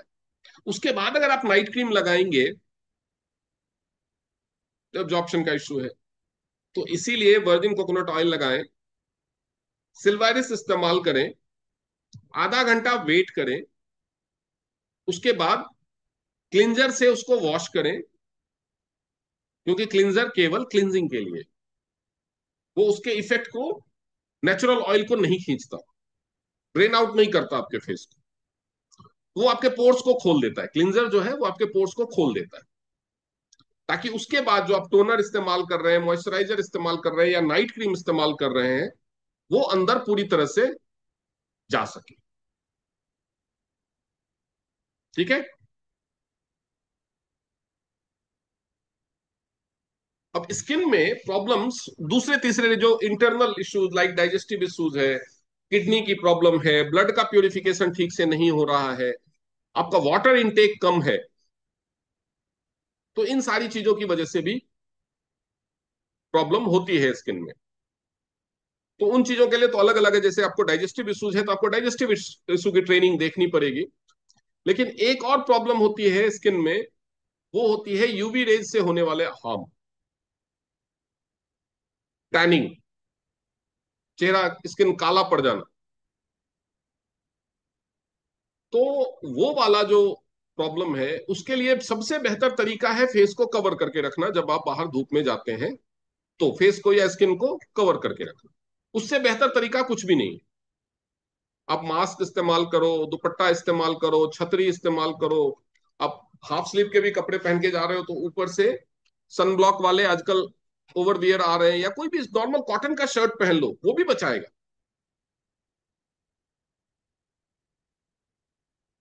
तो अगर आप यूवी रेज के हार्म से बचना चाहते हो तो उससे बेहतर कोई भी तरीका नहीं है। कोई क्रीम, कोई सनस्क्रीन, कुछ भी नहीं। अब हम सनस्क्रीन लगाते हैं सनस्क्रीन लगाने के बाद आपने देखा होगा कि किसी भी कंट्री में सनस्क्रीन लगाने के बावजूद भी लोगों को टैनिंग होती है, चाहे किसी भी टाइप का स्किन टाइप का। मतलब मैं किसी भी कंट्री इसलिए बोल रहा हूं क्योंकि अलग अलग कंट्री में लोगों के अलग अलग स्किन टाइप है। तो सनस्क्रीन लगाने के बावजूद भी टैनिंग होती है। तो सनस्क्रीन से अगर आप ये सोचते हैं कि वो हमारे ऊपर सन की स्क्रीन बन गई तो वो टैनिंग नहीं होने देगा, कालापन नहीं आने देगा, तो ब्यूटी के पॉइंट ऑफ व्यू से सनस्क्रीन लगाना बेवकूफी है। वो टैनिंग से नहीं बचा सकते, थोड़ा सा कम होगा क्योंकि स्किन को बहुत ज्यादा हाइड्रेट जैसा रखता है और एक लेयर क्रिएट कर देता है। लेकिन बहुत ज्यादा सनस्क्रीन अगर आपको इसमें, यानी आपका सन से एक्सपोजर अगर बहुत ज्यादा है, फील्ड में निकलते हैं, सन का एक्सपोजर बहुत ज्यादा है, तो बहुत ज्यादा सनस्क्रीन का इस्तेमाल, क्योंकि आपके स्किन के पे वो लेयर, तो जो नेचुरल ऑक्सीजन जो सन स्किन को मिलती है वो नहीं मिल पाती है, तो बहुत ज्यादा सनस्क्रीन का इस्तेमाल भी नुकसानदेह है। लेकिन यूवी रेज का एक और हार्म होता है कि स्किन के सेल्स को अल्ट्रावायलेट रेज मारने लगते हैं और वो उनका ऑक्सीडेशन शुरू हो जाता है। और कई बार अगर ये बहुत ज्यादा हो रहा है तो स्किन कैंसर का कारण भी बन सकता है। तो अगर आप उससे बच सकते हैं तो टी पॉली, जिस जो भी हमारे पास एंटीऑक्सीडेंट्स हैं, जिसमें हमारे पास टी पॉली और ओपीसी के रूप में बहुत ही स्ट्रांग एंटीऑक्सीडेंट्स हैं, उनका अगर आप इस्तेमाल करेंगे तो यूवी रेज से होने वाले हार्म से, टैनिंग से नहीं बचाएगा। तो ये सोचे कि मैं टी पॉली खा रहा हूं तो मेरे को धूप में निकल जाएंगे, कालापन नहीं होगा, नहीं, सॉरी, वो टैनिंग से नहीं बचाएगा। लेकिन यूवी रेज के जो हार्मफुल इफेक्ट्स हैं स्किन पे, जैसे कुछ लोगों को स्किन में इचिंग की प्रॉब्लम शुरू हो जाती है धूप में एक्सपोजर होने पे, तो उन चीजों से वो बचाएगा स्किन को यूवी रेज के हार्मफुल इफेक्ट से। टीपॉली और ओपीसी का regular use, long term use बचाना शुरू करो। तो ये तो हो गई स्किन केयर की बातें। अगर आप इसको स्किन केयर के बारे में कोई डाउट हो, कुछ चीज पूछना हो तो आप पूछ सकते हैं, नहीं तो फिर हम हेयर केयर की तरफ बढ़ेंगे। नहीं है तो ठीक है, हेयर केयर के बारे में बात। हेयर केयर में, हेयर केयर के मुख्य तौर पे 3 पार्ट है। अब कौन सा शैम्पू कैसे काम करता है, ऑयल कैसे काम करता है, उसके लिए ट्रेनिंग है, प्रोडक्ट ट्रेनिंग, आप वो देख लीजिएगा। हेयर केयर के मुख्य तौर पे 3 पार्ट है। पहला पार्ट, आपके बालों की प्रॉब्लम को पहचानना। 90% लोग यही गलती करते हैं, उनको अपने बालों की सही प्रॉब्लम ही नहीं पता हो। दूसरा पार्ट, उस प्रॉब्लम को आगे बढ़ने से रोकना। और तीसरा पार्ट है, जो डैमेज हो चुका है उसको रिकवर करना। मतलब ये पहचानना कि मेरे बाल झड़ रहे हैं ज्यादा या उग कम रहे हैं। जब हेयर फॉल की इश्यू आती है तो जैसे अपने लिए करें या अपने पेशेंट्स के लिए करें, तो आपको ये पहचानना है सबसे पहले कि बालों की झड़ने की संख्या ज्यादा है या उगने की संख्या कम है। हेयर फॉल का मतलब क्या होता है? हेयर फॉल का मतलब कंघी में बाल दिखना या टॉवल पे बाल दिखना नहीं होता। हेयर फॉल का मतलब होता है जब आपका सिर खाली होने लगे, बाल हल्के होने लगे। वो दोनों ही वजह से हो सकता है, या तो आपके बाल ज्यादा झड़ रहे हैं या फिर बाल झड़ तो रहे हैं लेकिन उग नहीं रहे उस जगह पे। अगर आपके खेत में 100 पेड़ लगे हुए हैं, आप हर महीने उसमें से 5 पेड़ काटो और 5 पेड़ नए लगाते जाओ, तो पेड़ कम तो नहीं होंगे ना। तो ये तो एक तो ये पॉइंट हो गया, ये पहचानना कि इश्यू क्या है आपका। आपका इश्यू हेयर फॉल है या हेयर ग्रोथ है, ये इश्यू पहचान लिया आपने। इश्यू पहचान लेने के बाद उसका दूसरा स्टेज है ये देखना, अगर हेयर फॉल है तो ये देखना कि बाल जड़ों से टूट के उखड़ के गिर रहे हैं। जो आपके गिरे हुए बाल हैं उसको गौर से एग्जामिन कीजिए, उसको पानी में डालिए, देखिए कि वो फ्लोट कर रहा है कि डूब जा रहा है। तो आपको ये देखना है कि बाल जड़ों से टूट के गिर रहे हैं या बीच से टूट रहे हैं। एक तो ये देखना है, अगर रूट से उखड़ा हुआ है तो आपको दिखेगा, उसका फॉलिकल का रूट का जो हिस्सा है वो दिखेगा, या फिर बीच के टूट से के गिर रहे हैं, बीच से डैमेज होकर के गिर रहे हैं। अगर जो जो बाल मॉल नरिश्ड हैं, जो डैमेज्ड हैं, जिनको नरिशमेंट पूरी तरह से नहीं मिल रही, वो बाल हल्के हो जाते हैं और पानी में फ्लोट करने लगते हैं। तो ये चीज को पहचानना है। और अगर हेयर फॉल का इशू है तो ये चीज को पहचानना, सॉरी, और अगर हेयर ग्रोथ का इशू है तो आपको दो तीन चीजें देखनी है कि जहां से बाल गिर रहे हैं वहीं पे दोबारा नहीं उग रहे हैं, या एक पर्टिकुलर एरिया है, पर्टिकुलर एरियाज है जहां पे बाल नहीं उग रहे। जैसे कुछ लोगों को यहाँ पे बाल कम होने लगते हैं, बाकी जगह पे बाल ठीक रहते हैं। यहाँ पे बाल कम होने लगते हैं, बाकी जगहों पे बाल ठीक उग रहे हैं। दाढ़ी में बाल खूब बढ़ रहे हैं लेकिन सिर के बाल नहीं बढ़ रहे। हाथ पैरों में दुनिया जहान की ग्रोथ हो रही है, इंटीमेट एरिया में तो बस अंडर आर्म्स में जंगल बन जाता है, लेकिन सिर पे बाल नहीं उगते। तो इसमें आप कैसे एड्रेस करेंगे कि आपको हेयर ग्रोथ की प्रॉब्लम नहीं है, यानी आपके शरीर में जो हार्मोन्स, जो न्यूट्रिएंट्स हेयर ग्रोथ के लिए रिस्पॉन्सिबल है वो तो फर्स्ट क्लास काम कर रहे हैं, बाकी बॉडी में तो हेयर ग्रो हो रहा है, सिर के बालों, सिर में नहीं हो रहा है। यानी स्कैल्प में जो बालों के ग्रोथ के लिए जो सिस्टम है, जो मैकेनिज्म है, चाहे वो फॉलिकल हो या स्कैल्प में ब्लड सर्कुलेशन हो या स्कैल्प तक न्यूट्रिएंट्स का पहुंचना हो, वो चीजें ठीक से नहीं हो रही। तो आपको, कुछ लोग होते हैं जो विटामिन ई या विटामिन के, ये सब मल्टीविटामिन ये खाने लगते हैं कि बाल मेरे उगेंगे, बाल उगते ही नहीं है। उल्टा क्या है, बाकी पूरी बॉडी में और ज्यादा बाल उगने लगते हैं, क्योंकि उनकी प्रॉब्लम बेसिकली फॉलिकल्स की होती है, स्कैल्प में ब्लड सर्कुलेशन की होती है, वो न्यूट्रिशन वहां तक नहीं पहुंच रहा है। तो आपको इस तरह से पहले तो प्रॉब्लम का एरिया पहचानना है कि प्रॉब्लम है क्या। इसके बिना, मतलब बाल गिर रहे हैं तो तेल लगाना शुरू कर दो। अब हेयर ऑयल जो है वो हेयर फॉल को रोकता है, लेकिन कुछ लोग आपको ऐसे भी मिलेंगे, मैंने हेयर ऑयल लगाया, मेरे को तो कोई फायदा नहीं हुआ, कोई फायदा नहीं हुआ। इसका मतलब इसका हेयर ऑयल खराब है, टीएन्स का। हेयर ऑयल खराब है तो बीसीएम भी खराब होगा, हेयर ऑयल खराब है तो स्पाइरुलिना भी खराब होगा, हेयर ऑयल खराब है तो पैड भी खराब होगा, फिर वो आपका कुछ भी नहीं लेगा। क्यों? क्योंकि आपने उसकी प्रॉब्लम का एनालिसिस किए बिना उसको हेयर ऑयल चिपका दिया। बाल झड़ रहे हैं, ये लो हेयर ऑयल ले लो।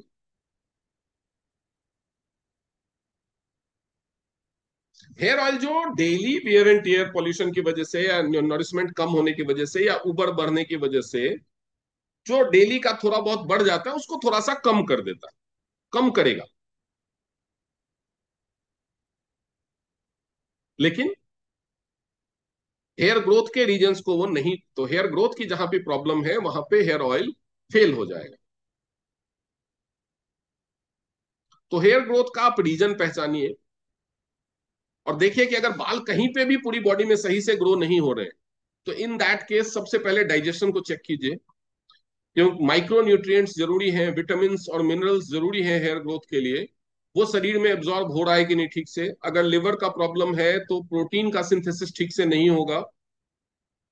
अगर प्रोटीन और अमाइनो एसिड्स ठीक से काम नहीं कर रहे, और प्रोटीन तो फिर बाल क्या हो गए, बीच से टूटने लगते हैं, दो मुंहे होने लगते हैं, केराटिन लेयर डैमेज होने लगती है। अगर कोलेजन का इश्यू है तो फॉलिकल्स डैमेज होने लगेंगे, वीक होने लगेंगे, तो बाल जड़ से उखड़ने शुरू हो जाएंगे। जैसे कंघी करते हैं ना, कंघी में जड़ से उखड़ के बाल आ जाते हैं, कुछ लोग ऐसे करके बाल अपने करते हैं और मुट्ठियों में बाल आ जाते हैं। और कुछ लोगों के बाल हैं कि वैसे हेयर फॉल होता है लेकिन बच्चे उसके बाल पकड़ के लटक जाते हैं, उसमें नहीं टूटता।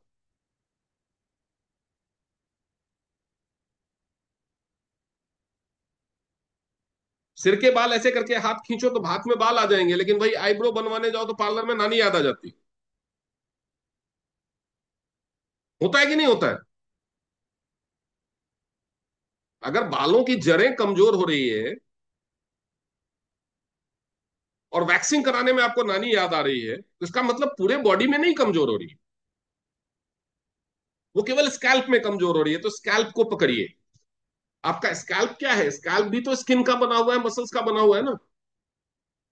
अगर मान लीजिए कि एक कपड़ा है और वो कपड़ा इलास्टिसिटी वाला है, फैलने वाला है, और उसमें आपने सुइयां चुभो दी, सुइयां या पिन चुभो दिया और उस कपड़े को खींच दो, तो जो सुइयों के या पिन के चुभोने से छेद बना था वो क्या होगा, वो फैलेगा, तो अपने आप ही पिन गिरने लगेंगे ना। तो जब गुच्छे के गुच्छे बाल गिरने लगते हैं तो सबसे बड़ी प्रॉब्लम वो होती है कि आपका जो स्कैल्प है ना, उसकी इलास्टिसिटी खत्म हो गई है। तो स्कैल्प को न्यूट्रिशन और ब्लड सर्कुलेशन देने की जरूरत, फॉलिकल्स को स्ट्रेंथन करना। वहां पे आपके पास सबसे बड़ा हथियार क्या है? वहां पे आपके पास सबसे बड़ा हथियार है बीसीएम और हेड केयर। बीसीएम क्या करेगा, ब्लड को खूब ज्यादा भेजेगा। हेड केयर क्या करता है, ब्लड सर्कुलेशन को, माइक्रो सर्कुलेशन को इंप्रूव करता है।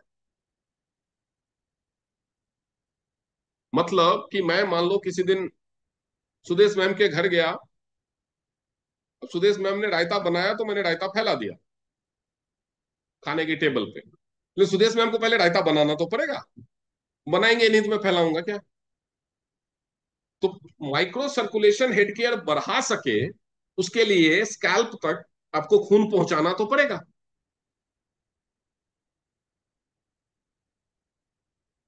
तो क्योंकि मेन आर्टरी जो है वो यहीं पे खत्म हो जाती है, उसके बाद माइक्रो सर्कुलेशन से पूरे स्कैल्प में जाता है। स्कैल्प के टिश्यूज के लिए कोई डायरेक्ट आर्टरी नहीं। तो माइक्रो सर्कुलेशन को इंप्रूव करने के लिए ब्लड को स्कैल्प तक पहुंचाना तो पड़ेगा, हेड तक पहुंचाना तो पड़ेगा। तो बीसीएम और हेड केयर का कॉम्बिनेशन बहुत ही कातिल काम करता है। तो हेड केयर, लेकिन हेड केयर डेली इस्तेमाल होना चाहिए। कुछ लोग महीने में 2-3 बार याद आ जाता है तो हेड केयर कर लेते हैं, अरे यार कुछ काम धाम तो होता नहीं। मतलब they want this permanent solutions to work like pain killers. सिर दर्द हुआ, एक गोली खा लिया, 15-20 मिनट में सिर दर्द ठीक होता है, तो वैसे ही काम करना चाहिए।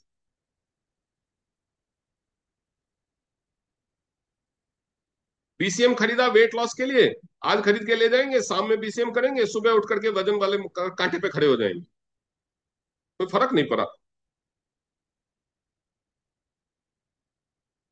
तो कोई भी परमानेंट चीज, लॉन्ग लास्टिंग चीज, कोई भी परमानेंट ट्रीटमेंट इस तरह से काम करता ही नहीं। It will take its own course.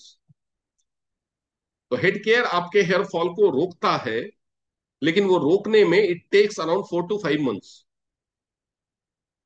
क्योंकि स्किन एक ही दिन में, वो इंजेक्शन नहीं लगाया आपने कि स्किन सिकुड़ के एकदम टाइट हो जाएंगे, उसके जो जड़ें हैं, फॉलिकल्स हैं, वो एकदम, जो कैविटी है जिसमें बाल उगते हैं, वो एकदम टाइट हो जाएगी जड़ें उसकी। वो एक दिन में नहीं होने वाला, इट टेक्स टाइम। तो 4-5 महीने तक ऑयल लगाना और हेड केयर करना, ऑयल लगाना, हेड केयर करना, ऑयल लगाना, हेड केयर करना, ऑयल लगाना, हेड केयर करना, ये करते रहना पड़ता है। उसके बाद देखेंगे आपको चमत्कारी रिजल्ट दिखेंगे हेयर फॉल को रोकने में। नए हेयर ग्रोथ भी होंगे, लेकिन उसमें मैं बाद आऊंगा, पहले हेयर फॉल को रोकने की बात। हेयर फॉल को रोकने के लिए कुछ इंपॉर्टेंट कदम है जो आपको उठाने होते हैं। अगर आपका स्कैल्प ऑयली है तो आपको हेयर फॉल ज्यादा हो। अगर आपके स्कैल्प में पसीना ज्यादा आता है तो आपको हेयर फॉल ज्यादा हो। तो पसीना, चिप गीलापन ना रहे, कम रहे, ये क्यों? और जो हेयर फॉल हो गया, अगले ही दिन तो टप से वहां पे नहीं उग जाएगा बाल। एक हेयर निकला, किसी भी वजह से निकला, खिंचाव की वजह से निकला या नॉर्मल खिला, वो गड्ढा, मतलब एक पौधा लगा हुआ है, वो पौधा आपने उखाड़ लिया, तो वो जगह गड्ढा खाली है। अगर आपकी ऑयली स्कैल्प है या पसीना आता है, धूल मिट्टी आई पसीने के साथ, वो उसमें गंदगी जमा हो गई, वो भर गया फॉलिकल, वो जगह ही पैक हो गई, सील्ड हो गई, तो फिर हेयर ग्रोथ भी नहीं हो पाएगा। तो ये सारी चीजों का भी ध्यान रखना है कि स्कैल्प की जो क्लिनजिंग है वो अच्छे से होनी चाहिए। तो स्कैल्प की क्लिनजिंग कैसे होती है? स्कैल्प की क्लिनजिंग के लिए कौन सा हमारे पास बेहतर प्रोडक्ट है? हमारे पास दो शैम्पू हैं। तो क्लिनजिंग के लिए जो आर्गन एंड अवोकाडो शैम्पू है उससे बेहतर कुछ भी नहीं। और अगर आपको डीप क्लिनजिंग चाहिए तो आर्गन एंड अवोकाडो शैम्पू में आपको क्या करना है, थोड़ा सा 70-30 के रेशियो में एलोवेरा जेल मिलाना है। जो हमारा नाना हैंड वॉश है, एलोवेरा जेल, वो मिलाना। तो अगर ये किन लोगों के लिए, जिन लोगों का बहुत ज्यादा ऑयली स्कैल्प है, बहुत ज्यादा स्वेटिंग होती है हेड में, या जो लोग हेलमेट पहनते हैं, पूरे दिन हेलमेट पहन के आए, एकदम बाल कैसे हो जाते हैं हेलमेट उतारने के बाद, जो लोग हेलमेट पहनते हैं तो हेलमेट पहनते हैं तो स्कार्फ वगैरह कुछ कॉटन का बांध लिया कीजिए उसके बाद हेलमेट, क्योंकि वो एब्जॉर्ब करता है। आजकल आपने देखा होगा कि हैंड टॉवल आते हैं बैम्बू कॉटन के, ऑनलाइन मिल जाएंगे अगर आपको शॉप्स में ढूंढने में दिक्कत हो। तो आप अपने हेलमेट के अंदर अगर वो लगाते हैं तो वो और ज्यादा इफेक्टिव रहता है, क्योंकि वो उसकी एब्जॉर्प्शन कैपेसिटी बहुत ज्यादा। ठीक है, तो जो भी आसानी से एब्जॉर्प्शन कैपेसिटी वाला हो, और कुछ नहीं तो टिश्यू पेपर रख लो। लोग बोलते हैं ना कई बार ये भूल गए, अरे भूल गए तो पर्स में बैग में आप टिश्यू पेपर रखते हैं ना, टिश्यू पेपर रख लो और फिर हेलमेट पहन लो। तो एक तो ये स्टेप आप अपना सकते हैं। उसके बाद शैम्पू में 30% आप वो मिला दो, एलोवेरा जेल मिला दो उसके बाद। लेकिन क्लिनजिंग के लिए अगर आपको आर्गन एंड एवोकाडो शैम्पू इस्तेमाल करना है और आपके बाल नॉर्मल या ड्राई है, तो ये झंखाड़ बना देगा बालों, ये ड्राई करता है बालों। ये प्रॉब्लम बहुत सारे लोगों ने फेस की होगी, बहुत ज्यादा ड्राइनेस हो। तो उस केस में आपको क्या करना है, वर्जिन कोकोनट ऑयल मिलाना है 30% उसमें, या फिर 60% शैम्पू, 30% वर्जिन कोकोनट ऑयल और 10 या 15% आपको उसमें नाना हैंड वॉश मिलेगा। ये जो कॉम्बिनेशन है ये बहुत ही अच्छा कॉम्बिनेशन है क्लिनजिंग के लिए, बालों में से एक्सेसिव ऑयल निकालने के लिए, और बालों को नॉरिशमेंट देने के लिए, और बिना कंडीशनर के भी शैम्पू के बाद बालों को सॉफ्ट रखने के लिए। लेकिन बालों को अगर आपको मजबूत करना है, यानी डैमेज अगर आपका जड़ों के साथ साथ बीच से भी हो रहा है, केराटिन लेयर भी डैमेज हो रही है, बाल आपके फ्रिजी दिख रहे हैं, आपस में उलझ जाते हैं, जिसके बाल बहुत ज्यादा सिल्की होते हैं ना, बालों को ऐसे ऐसे ऐसे ऐसे कर दो और छोड़ दो तो पूरा एकदम स्ट्रेट सब गिर जाते हैं, ऐसा लगता है ना कोई सिल्क का कर्टेन हो। लेकिन जिस तो वो तब होता है जब आपके बालों के ऊपर जो केराटिन की लेयर है वो एकदम अनडैमेज्ड है। वो अगर डैमेज है, खुरदरी है, तो आपस में उलझेगी, फिर सुलझाने में, कंघी करने में दिक्कत होती है। कंघी ऐसे बाल में डालो, कुछ लोगों के बालों में तो पूरा एकदम नीचे तक फिसल जाता है, कुछ लोग लगे रहते हैं, एक हाथ से बाल पकड़ेंगे दूसरे हाथ से कंघी, ये लड़ाई में लगे हुए। ऐसा होता है कि नहीं होता है? वो तब होता है जब आप गलत तरीके का शैम्पू इस्तेमाल करते हैं। वो तब होता है जब आप बालों को बार बार कलर करते हैं केमिकल वाले। और वो तब होता है जब बालों पे आप ड्रायर या जो वो प्रेस करने वाला नहीं होता स्ट्रेटनिंग के लिए, वो ज्यादा इस्तेमाल करते हैं। ये तीनों ही चीजें आपके बालों के ऊपर जो सीमेंट होता है ना, या जैसे फर्श के ऊपर आप पॉलिश करते हैं ना, जब फर्श बनता है, इवन मार्बल का भी जो फर्श बनता है, तो वो खुरदरा होता है, एकदम प्लेन नहीं होता। होता है क्या, उसके ऊपर पॉलिश की जाती है। या गाड़ियों को आपने पेंट होते हुए देखा होगा, स्प्रे पेंट करने के बाद उसको घिसा जाता है, पॉलिश किया जाता है। तो वो जो पॉलिश होती है ना आपके बालों के ऊपर, सेरामाइड सीमेंट टाइप, जो केराटिन का लेयर होता है, वो प्रोटीन का एक डेरिवेटिव। वो या तो एक्सटर्नल रीजन से, इन तीन चीजों से, पॉल्यूशन से भी डैमेज होता है, इन तीन चीजों से डैमेज होता है, नहीं तो आपके डाइजेस्टिव इश्यूज की वजह से डैमेज होता है। तो अगर वो सारे प्रॉब्लम है आपको, तो डाइजेस्टिव इश्यूज को चेक करो, उसको ठीक करो अगर उसमें प्रॉब्लम है तो, नहीं तो आपको टोटल केयर शैम्पू इस्तेमाल करना हो। टोटल केयर शैम्पू बेसिकली बालों में प्रोटीन और नरिशमेंट देने के लिए ही बनाया है। अब वो कोलेजन बिल्ड करने में भी हेल्प करता है, और आपके बालों के फॉलिकल्स को भी मजबूत और टाइट करने में, यानी जड़ों से झड़ने की समस्या को भी एड्रेस करेगा।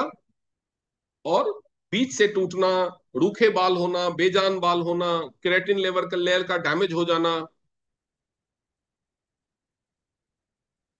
वो सारी चीजों को भी वो करेगा। कुछ लोग क्या है कि हर 2-3 महीने पे केराटिन ट्रीटमेंट या 6 महीने पे केराटिन ट्रीटमेंट कराते हैं। वो बेसिकली केराटिन की एक जो आर्टिफिशियल केराटिन है उसका लेयर चढ़ा देते हैं आपके बालों।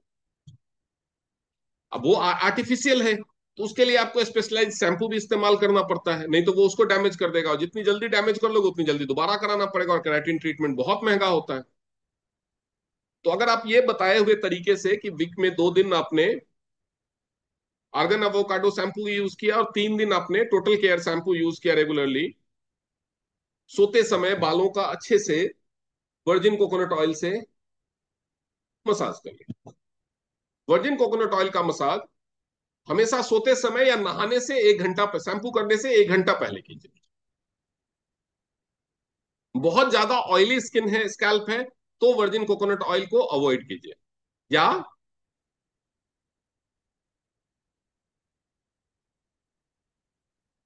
रात में सोते समय कर लीजिए, सुबह उठ करके उसको वॉश कर दीजिए। ठीक है, क्योंकि फिर वर्जिन कोकोनट ऑयल को आपके स्कैल्प में एब्जॉर्ब होने का मौका मिले।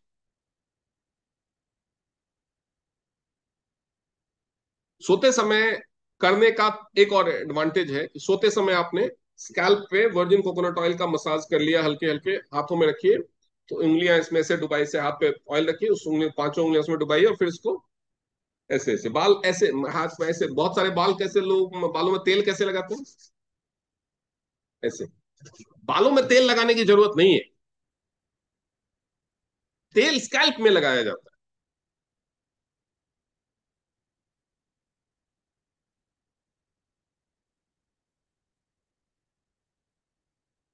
नाम हेयर ऑयल होता है, लेकिन लगाया कहां पे जाता है? स्कैल्प पे। ऑयलिंग जो होती है वो स्कैल्प पे होती है, तो उंगलियां लेकर के स्कैल्प पे कीजिए।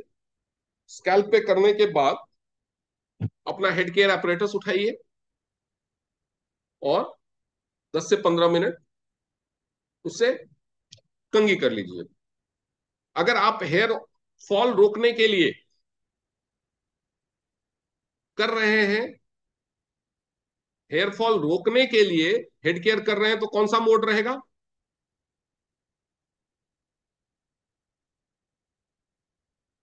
Vibration mode. हेयर फॉल रोकने के लिए अगर कर रहे हैं, हेयर ग्रोथ बढ़ाने के लिए कर रहे हैं, तो आपको 10 मिनट एक्स्ट्रा करना पड़ेगा रेड लाइट वाला जो मोड है, रेड इंफ्रारेड लाइट वाला जो मोड है वो में। उसको आप टारगेटेड भी कर सकते हैं, लाइक आपने 10 मिनट पहले या 5 मिनट पहले वाइब्रेशन मोड में कर लिया, उसके साथ भी रेड लाइट जलती है, लेकिन मान लो किसी के यहाँ पे बालनेस हो रही है, किसी के यहाँ पे बाल ज्यादा झड़ रहे हैं, जिस एरिया में बाल ज्यादा कम हो गए वहां पे आप रखिए रेड लाइट मोड में, रेड लाइट एक्सपोजर होने दीजिए बालों वहां पे, वहां के स्किन पे। वो एक्टिवेट करता है, अगर जो ब्लॉकेजेज है या फॉलिकल्स को डेड होने लगे हैं तो उसको एक्टिवेट करता है रेड फोटोन लाइट या इंफ्रारेड लाइट। इंफ्रारेड थेरेपी जहां पे हेयर ट्रीटमेंट वाले क्लिनिक्स होते हैं वहां पे भी इस्तेमाल की जाती है। ये तो मानी हुई थेरेपी है हेयर ग्रोथ के लिए, तो आपके पास हेयर केयर डिवाइस है उसमें ये होता है।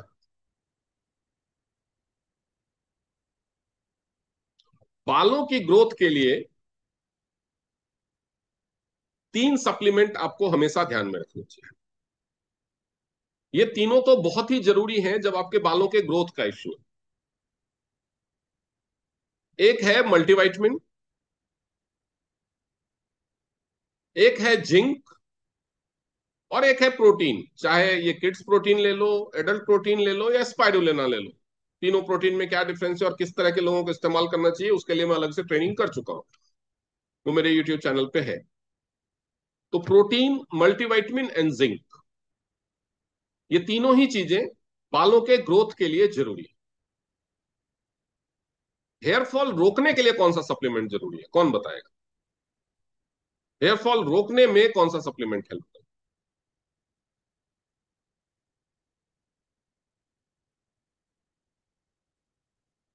अगर बीच से बाल टूट रहे हैं, दो मुंहे होके टूट रहे हैं, in that case you need protein and multivitamin. लेकिन अगर बाल जड़ों से उखड़ रहे हैं, यानी बालों की जड़ें वीक हो रही हैं, तो in that case you need omega, coenzyme and multivitamin. ये तीन चीजें आपको हेल्प करेंगी स्कैल्प को टाइटन करने में, स्कैल्प को मजबूत करने में, फॉलिक बालों की जड़ों को मजबूत करने में।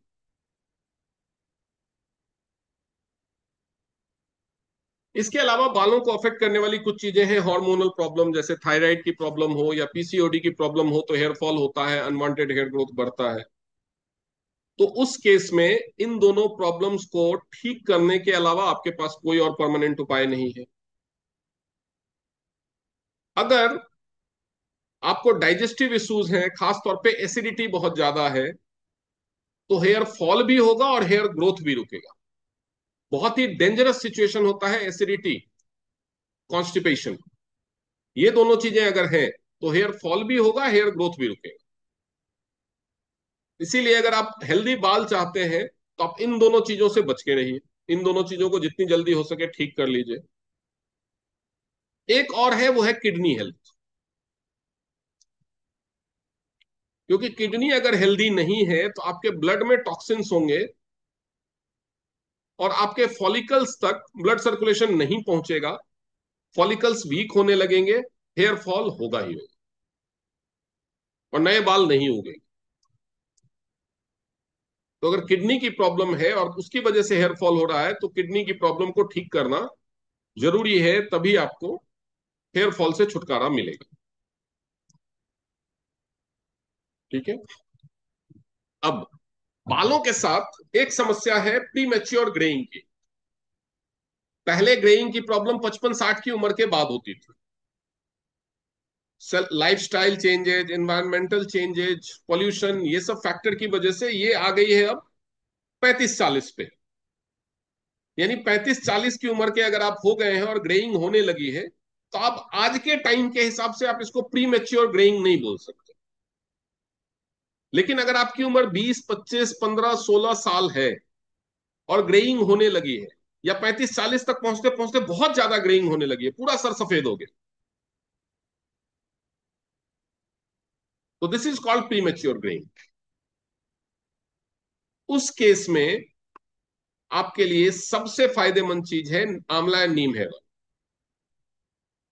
डेली आप उसका इस्तेमाल करें। हेड केयर आप डेली करें। उस केस में आप हेड केयर करेंगे वाइब्रेशन में, और उसके बाद अपने डाइजेशन को चेक करें। डाइजेस्टिव इश्यूज, खासतौर पे कॉन्स्टिपेशन, गैस, एसिडिटी, ये सब चीजें हैं तो उसको ठीक करें, क्योंकि प्रीमेच्योर ग्रेइंग के लिए डाइजेस्टिव इश्यूज सबसे ज्यादा जिम्मेदार है। और सप्लीमेंट्स में आप जिंक और मल्टीविटामिन, ये दोनों चीजें जरूर से लें। जिंक और मल्टीविटामिन जरूर लें। बीसीएम हर तरह के हेयर प्रॉब्लम में हेल्प करता है, तो बीसीएम रेगुलर करने की आदत डालें। अगर आपको हेयर प्रॉब्लम्स नहीं चाहिए तो रेगुलर बीसीएम स्टैंडिंग पोजीशन में करना काफी है। रेगुलर बीसीएम करने की आदत डालें। नींद की समस्या, स्ट्रेस, एंजाइटी, डिप्रेशन से भी हेयर फॉल होता है, तो इन चीजों से बच के रहिए। ठीक है। तो ये हो गया कि कैसे आपको क्या इस्तेमाल करना है स्किन और हेयर प्रॉब्लम्स के सोल्यूशन के लिए। हम रिकॉर्डिंग बंद करते हैं। अगर आप में से किसी का कोई सवाल है, डाउट है, तो आप पूछ